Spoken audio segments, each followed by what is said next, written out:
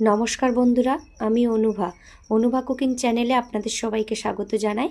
আজ আপনাদের সঙ্গে শেয়ার করব একদম জ্যান্ত দেশি ট্যাংরা মাছের একটা দারুণ রেসিপি।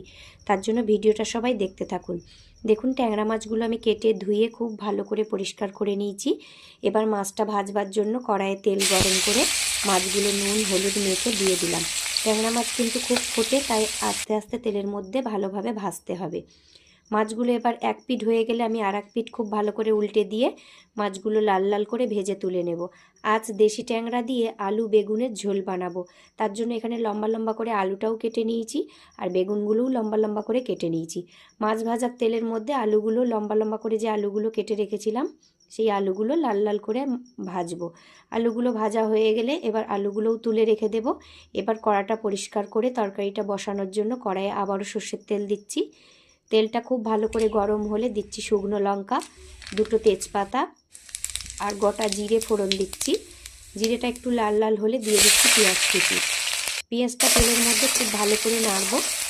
পেঁয়াজটা ভাজা হয়ে গেলে এবার পেঁয়াজটার বাদামি ভাব চলে আসলে ভেজে রাখা আলুগুলো দিয়ে দিচ্ছি। ভেজে রাখা আলুগুলো দেওয়ার পরে এবার লম্বা লম্বা করে কেটে রাখা বেগুনগুলোও দিয়ে দিলাম। এবার আলু আর বেগুন খুব ভালো করে পেঁয়াজের সঙ্গে ভেজে নেব। খুব ভালো করে ভাজার পরে এবার এতে পরিমাণ মতো নুন দিচ্ছি।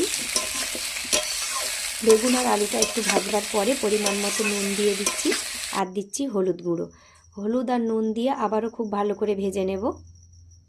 হলুদ আর নুন দিয়ে খানিকক্ষণ ভাজার পরে এতে দিয়ে দিচ্ছি লঙ্কার গুঁড়ো। পরিমাণ মতো ঝাল অনুযায়ী লঙ্কার গুঁড়ো দিচ্ছি। এবার লঙ্কাটা দিয়ে খানিকক্ষণ কষাবো যাতে পুড়ে না যায়, তার জন্য একটু সামান্য জল দিয়ে আমি মশলাটা খুব ভালো করে কষিয়ে নেব। খুব ভালো করে কষানোর পরে এবার এতে জল দিয়ে দিচ্ছি। আলু আর বেগুনটা সেদ্ধ হওয়ার পরে এতে দিচ্ছি জিরে বাটা। গোটা জিরে আমি বেটে একটু জলের মধ্যে গুলিয়ে নিয়ে সেটা দিয়ে দিলাম।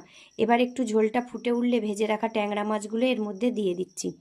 ভেজে রাখা ট্যাংরা মাছটা দিয়ে প্রায় 10 মিনিট মতো আবারও রান্না করে নেব। ঝোলটা একটু মাখা মাখা হলেই একদম রেডি আলু বেগুন দিয়ে টাটকা দেশি ট্যাংরার ঝোল। দেখুন, তরকারিটা আমার হয়ে গেছে, এবার নামিয়ে নেব। গরম গরম ভাতের সাথে আপনারা এই ট্যাংরা মাছ আলু বেগুন ঝোল দিয়ে পরিবেশন করলে দেখবে দারুণ হবে খেতে। আর আজকের তরকারিটা কিন্তু সত্যিই সুন্দর হয়েছিল। কেমন হলো তোমরা সব কমেন্টে জানাবে।